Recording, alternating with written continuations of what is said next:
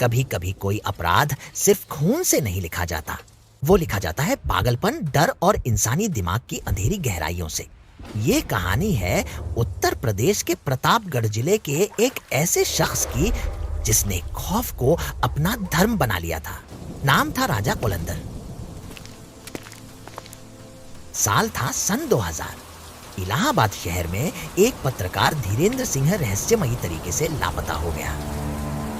आखिरी बार उसे देखा गया था अपनी बाइक पर, किसी से मिलने जा रहे थे और फिर वो कभी घर नहीं लौटे। परिवार ने गुमशुदगी की रिपोर्ट दर्ज कराई। पुलिस ने शुरू में इसे एक आम गुमशुदगी समझा, लेकिन जब हफ्ते बीत गए और न कोई कॉल न कोई सुराग, तब शक गहराने लगा। जांच शुरू हुई। धीरेन्द्र के दोस्तों और सोर्स से पूछताछ हुई। नाम सामने आया राजा राजेंद्र सिंह कोल उर्फ राजा कोलंदर। एक स्थानीय नेता, पढ़ा लिखा और प्रभावशाली व्यक्ति। कई सरकारी ठेकों में उसका नाम जुड़ा था। लेकिन सवाल था, एक पत्रकार से उसकी दुश्मनी क्यों? पुलिस ने धीरेन्द्र के कॉल रिकॉर्ड खंगाले। आखिरी कॉल राजा कोलंदर को किया गया था। अब कहानी ने करवट ली। टीम पहुंची राजा के घर प्रतापगढ़। दरवाजा खोला गया। अंदर सन्नाटा। कमरे में रखे लकड़ी के बक्से, अलमारियां और किताबों के बीच कुछ ऐसा था जो किसी ने उम्मीद नहीं की थी। एक डायरी, कई पन्ने खून के धब्बों से सने हुए, नाम, तारीखें और अजीब अजीब प्रतीक, किसी तंत्र मंत्र जैसी लिखावट। और फिर पुलिस ने नीचे के कमरे में तलाशी ली। वहां खोपड़ियां मिली, मानव खोपड़ियां, कुल 12। हर खोपड़ी के नीचे एक नंबर लिखा था। जांच बढ़ी तो खुलासा हुआ, राजा कोलंदर एक पत्रकार ही नहीं बल्कि कई लोगों की हत्या कर चुका था। उसने स्वीकार किया कि वह अपने शिकारों की खोपड़ियां रखता था। कहता था, इनसे मुझे शक्ति मिलती है, ज्ञान बढ़ता है। पुलिस अफसरों ने बाद में बताया, पूछताछ के दौरान वह बिल्कुल शांत रहता था, जैसे उसे अपने अपराधों पर कोई पछतावा ही ना हो। मामले ने देश भर में सनसनी मचा दी।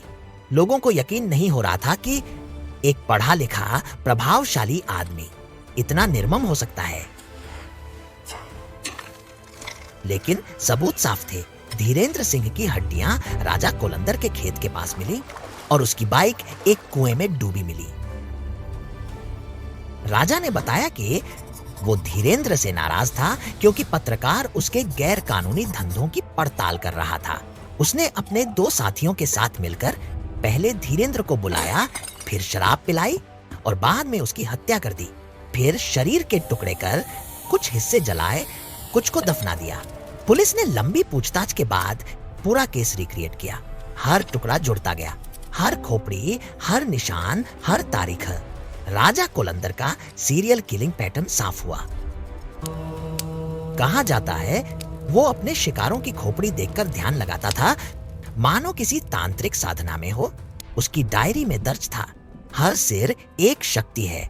आखिरकार सन 2001 में राजा कोलंदर गिरफ्तार हुआ। उस पर हत्या, अपहरण और सबूत मिटाने के आरोप लगे।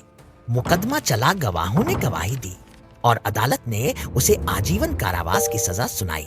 आज भी जेल की दीवारों के भीतर वो अपने अपराधों को सही ठहराने की कोशिश करता है।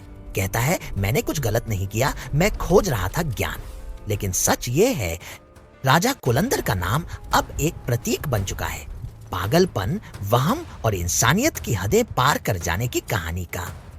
कहा जाता है कुछ डायरी कभी पूरी नहीं होती क्योंकि उनके आखिरी पन्ने खून से लिखे जाते हैं,